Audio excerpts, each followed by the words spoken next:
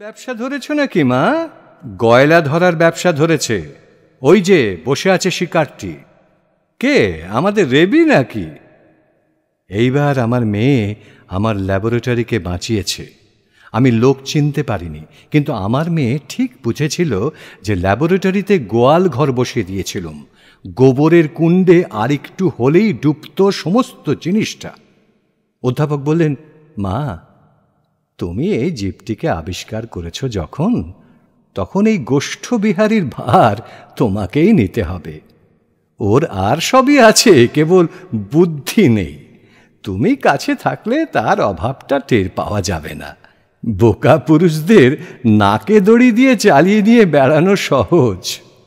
নীলা বললে, কি গো স্যার আইজাক নিউটন, রেজিস্ট্রি আপিসে নোটিশ তো দেওয়া হয়েছে, ফিরিয়ে নিতে চাও নাকি? বুক ফুলিয়ে রেবতী বললে, মরে গেলেও না। বিয়েটা হবে তাহলে অশুভ লগ্নে? হবেই, নিশ্চয়ই হবে।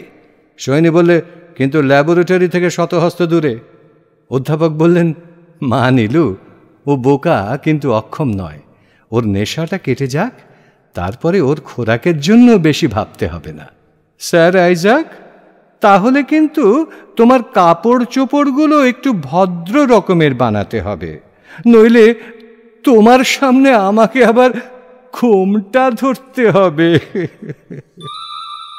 হঠাৎ আর একটা ছায়া পড়ল দেয়ালে। পিসিমা এসে দাঁড়ালেন, বললেন, রেবি, চলে আয়। সুসুর করে রেবতী পিসিমার পিছন পিছন চলে গেল, একবার ফিরেও তাকালো না।